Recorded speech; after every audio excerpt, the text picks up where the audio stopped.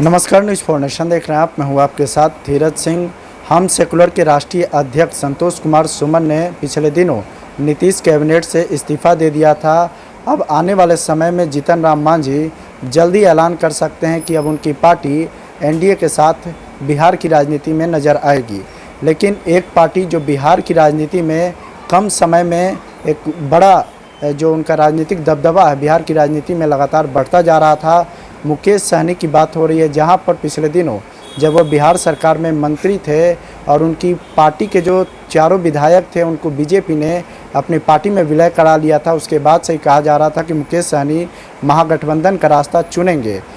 आने वाले समय में बिहार की राजनीति में महागठबंधन या एनडीए का कौन सा रास्ता चुनेंगे मुकेश सहनी, इस पर बात करेंगे। हमारे साथ सीनियर जर्नलिस्ट कौशलेंद्र प्रियदर्शी जी। सर, अभी जीतन राम मांझी की पार्टी जो हाल में नीतीश कैबिनेट में शामिल थी, महागठबंधन सरकार में शामिल थी, वो तो बाहर हो गए। अब कहा जा रहा है कि वो एनडीए में शामिल होंगे, लेकिन मुकेश सहनी का रास्ता किधर रह जाएगा? क्योंकि पिछले साल ही उन्होंने भी उनकी पार्टी जो कि एनडीए में थी अब वो भी बाहर आ चुकी है। क्या महागठबंधन का रास्ता उनके लिए सही होगा?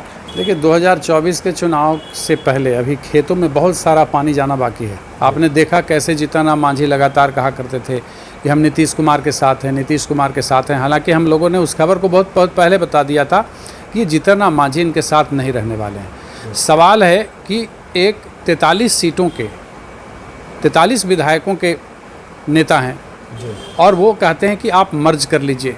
इन्होंने भी अपना वजूद बनाया था और इनकी भी अपनी पार्टी है। नीतीश यात्रा कर रहे थे, जीतन राम मांझी भी यात्रा कर रहे थे, लेकिन खैर वो बीती बात हो गई। और जब मर्ज का दबाव आया तो ये अपने वजूद का ख्याल इन्होंने रखा और सियासत में वजूद की ही अहमियत होती है। तो अब बात जिस तरीके से आ रही है कि बहुत कम दिनों के अंदर मुकेश सहनी ने भी बिहार की सियासत में एक प्रेशर ग्रुप टाइप पॉलिटिक्स उन्होंने किया है। मतलब उन्होंने दबदबा बनाया। आपको याद है 20 का बिहार विधानसभा चुनाव कि कैसे जब तेजस्वी यादव के साथ वो मंच पर घोषणा करने जाते हैं, उस दौरान वो वहाँ से उठ कर के चले आते हैं। तो उसका उनको अनुभव है। बाद में एनडीए के साथ शामिल होते हैं, बीजेपी हाथों हाथ लेती है, कई सीटें देती हैं। जो बीजेपी का अपना टेक्निक है कि कई को अपने सिंबल पे लड़ाया, बाकी को उनको वीआईपी के टिकट पे लड़ाया। तो लेकिन बाद में स्थिति बदलने लगी और 4 विधायकों को बीजेपी ने, तो उनके जो विधायक थे उनको तोड़ लिया और ये मंत्री भी बन गए थे, मंत्री बनाए गए थे, पशुपालन मंत्री। तो उस समय इन्होंने बागी तेवर अपनाया। जाहिर सी बात है, किसी का विधायक जाएगा तो कोई हाथ पर हाथ धरे नहीं बैठेगा। और मुकेश सहनी फिर अपने जो जिस तरीके से जाति की राजनीति करते हैं निषादों के नेता के तौर पे, वो घूमने लगे। और घूमते घूमते अब कयास लगाया जा रहा है कि क्या मुकेश सहनी जो प्यार और तकरार दोनों की भाषा बोल रहे हैं, नीतीश की भी बड़ाई करते हैं, लालू जी की बड़ाई करते हैं, तो क्या सवाल है कि फिर महागठबंधन में जाएंगे या फिर उनके साथ वही होगा जो उनके साथ 20 में मंच पर ले जा करके दोहराया गया था अंतिम समय में। तो लेकिन अभी उनसे कोई संपर्क भी नहीं हो पा रहा है। लेकिन बताया ही जा रहा है कि 25 जुलाई को बड़ी घोषणा कर सकते हैं। 25 जुलाई को घोषणा ही नहीं, वो एकदम अब समझिए कि एक प्रकार से आगे क्या करेंगे।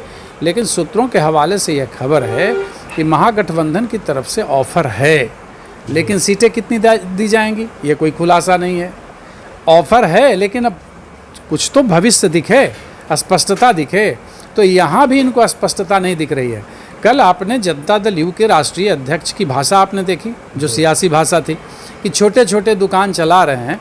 तो ये तो मुकेश सहनी पर भी लागू होता है ना, कि मुकेश सहनी भी एक छोटे दुकान चला रहे हैं। मतलब साफ है कि छोटे दुकान चला के आप दबाव ग्रुप समूह बनाते हैं और सियासत करते हैं।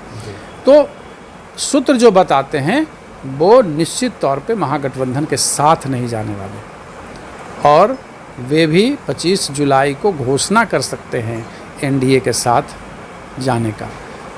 उनकी भी बात तमाम नेताओं से हो रही है और बीजेपी की भी इच्छा है कि हम उन सारे नेताओं को अपने खेमे में लाएं, चूँकि नीतीश कुमार से उनका साथ छूट चुका है।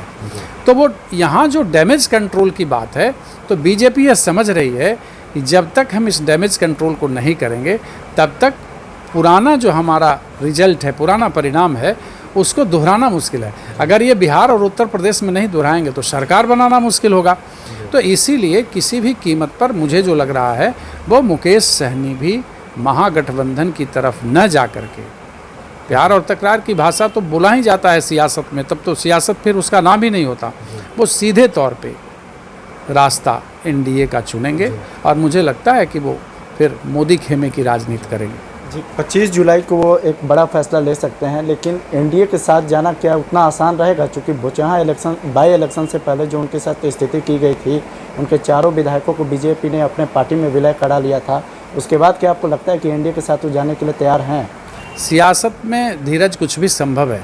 सियासत में ऐसा नहीं होता कि कल हम आपके साथ हैं परसों नहीं है। आप नीतीश कुमार उसके साक्षात उदाहरण है, कितनी दफ़ा पलटी उन्होंने मारा, फिर अब नीतीश कुमार तेजस्वी के साथ हैं, कभी बीजेपी के साथ हैं, तो ये संभव है। लालू प्रसाद की सरकार भी बीजेपी ने पहली दफ़ा बनवाई थी, मुख्यमंत्री बनाने में उनकी भूमिका थी। तो सत्ता के खिलाफ कौन जाएगा और सत्ता के साथ कौन हो जाएगा ये तो वक्त बताएगा, लेकिन ये निश्चित है कि उससे ज़्यादा कड़वा सच उनको 2020 में झेलना पड़ा था।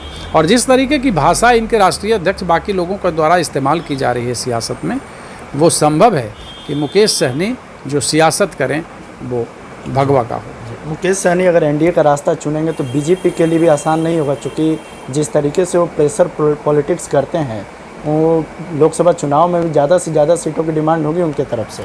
बिल्कुल सीटों की डिमांड होगी, तो प्रेशर पॉलिटिक्स, ये इसीलिए राजनीति शास्त्र में कहा जाता है कि छोटे छोटे दल दबाव समूह होते हैं, और दबाव समूह इसी तरीके से बात कर करके अपना वजूद बनाए रखने की कोशिश करते हैं, और बड़ा दल होता है इनको खाने की कोशिश करता है। तो ये तो दोनों के बीच चलेगा।